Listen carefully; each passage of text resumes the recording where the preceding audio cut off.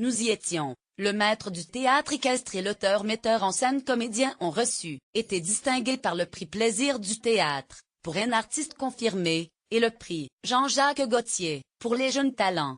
Dans les beaux salons de la rue Balue, siège de la Société des auteurs et compositeurs dramatiques, SACD, toutes les fins janvier depuis plusieurs années, a lieu la fête du théâtre. Auteurs, comédiens, metteurs en scène se retrouvent pour célébrer un art qui ne cesse de se renouveler. C'est à cette occasion que sont remis les prix Plaisir du théâtre et Jean-Jacques Gaultier. Ils sont indépendants de la SACD, mais leurs fonds sont gérés par l'importante organisation. Elle veille à vœu de bon marché de voir les auteurs reconnus dans leurs droits et rémunérés. Lire aussi, Philippe Cobert et Brice Lairet, prix Plaisir du théâtre 2017. Il y a bien longtemps, en 1972, un industriel amoureux du théâtre, Robert Namias, avait créé ce prix entièrement mécéné par ses soins. Il s'agissait de couronner un artiste pour sa carrière brillante. À l'amour de son ami Jean-Jacques Gaultier, membre du jury, un prix au nom du célèbre écrivain et critique redouté du Figaro fut à son tour créé, en 1989, pour récompenser un jeune talent. Présidé par Nédo Baldia, poète, auteur dramatique et académicien français, le jury compte des critiques dramatiques, Jacques Nerson, Gilles Costaz, Yves Bourgade et des lauréats des prix, Nicolas Vode, notamment, très engagé, ainsi qu'un représentant de la SACD, Jean-Louis Blaiseau, l'homme qui veille sur le prix. À l'amour de Robert Namias, celui qui fut une très grande figure de la SACD, Jean Matissan, et qui faisait partie du jury, organisa la transition, par le truchement de la SACD, avec l'assentiment du fils du généreux mécène, Jacques Namias. Triomphe au Poche Montparnasse. Hier c'était Ditiette de Clermont-Tonnerre qui a reçu le prix Jean-Jacques Gaultier.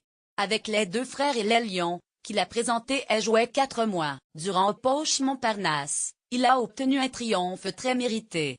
Il y a 20 ans, que Ditiette de Clermont-Tonnerre, passé par le Conservatoire national supérieur d'art dramatique, écrit, met en scène et joue avec un groupe d'artistes très doués, des spectacles très insolites, vifs, profonds, à la fois poétiques, politiques, éminemment théâtreux.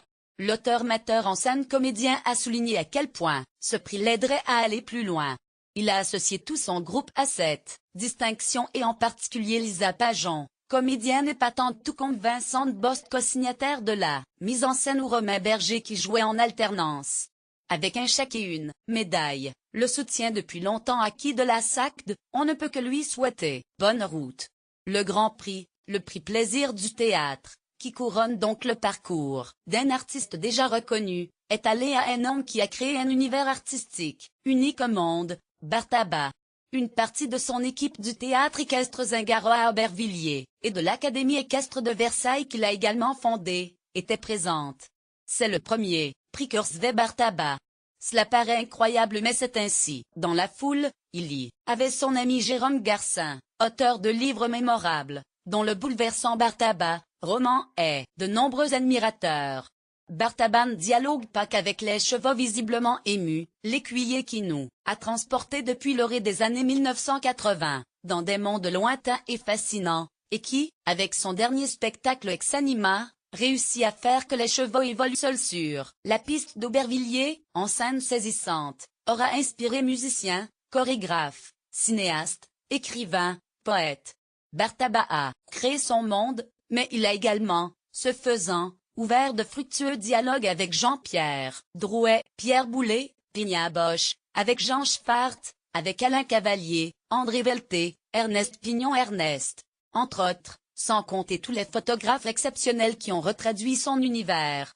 Pour quelqu'un qui a toujours tenu à ce que le mot théâtre figure dans son projet, qui a inventé le théâtre équestre Zingaro, il ne peut pas y avoir plus belle reconnaissance que ce plaisir du théâtre.